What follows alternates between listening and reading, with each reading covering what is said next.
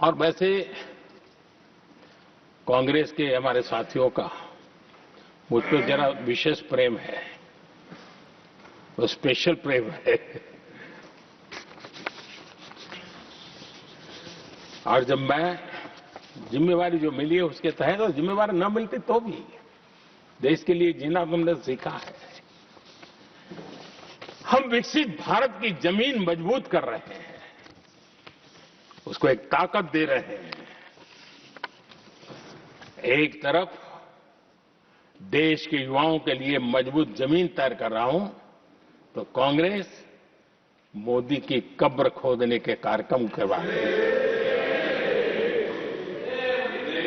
और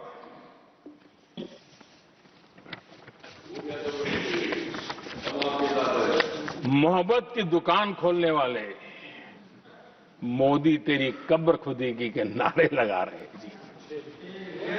ये कौन सी मोहब्बत की दुकान है जो देश के ही किसी नागरिक के कब्र खोदने के सपने देखती हो? ये कौन सा संविधान से उन्होंने सीखा है जो देश के ही किसी नागरिक के कब्र खोदने की बात करते हो? क्या ये संविधान का अपमान नहीं है? क्या ये मानवता का अपमान नहीं है? क्या ये सार्वजनिक जीवन की मर्यादाओं का अपमान नहीं है? और उनको इसका कोई खेद नहीं है। अगर इसके बाद क्या बयान देंगे? बयान देखो, प्रधानमंत्री राज्यसभा में भी रो रहा था।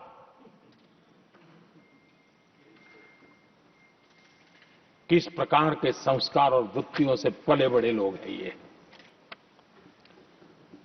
ये मोदी की कब्र क्यों खोदना चाहते हैं? ये सिर्फ नारा नहीं है, ये इनके भीतर पड़ी हुई नफरत का प्रतिबिंब है, इसकी अभिव्यक्ति है।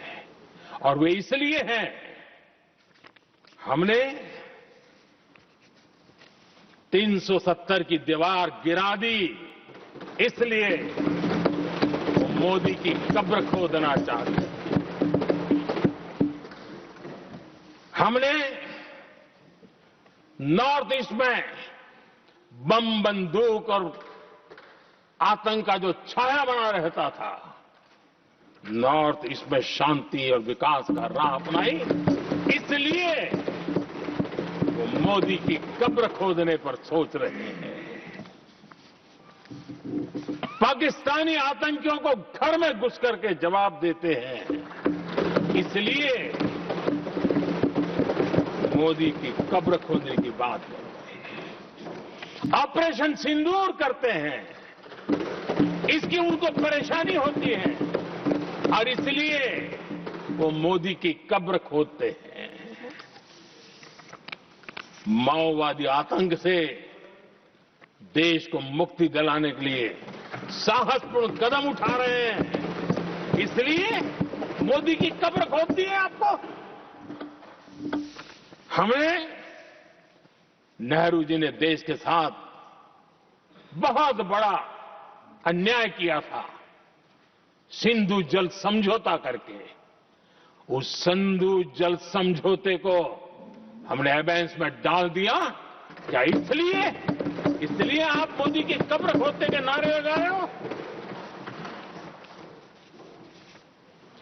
आदरणीय सभापति जी, कांग्रेस की परेशानी कुछ और है। ये पचा नहीं पा रहे कि मोदी यहां तक पहुंचा कैसे, और उनकी परेशानी बढ़ती जा रही है कि भाई पहुंचा तो पहुंचा, लेकिन अब तक टिका क्यों है? और इसलिए वे एक ही रास्ता उनके लिए बचा हुआ लग रहा है कि मोदी तेरी कब्र खुदेगी।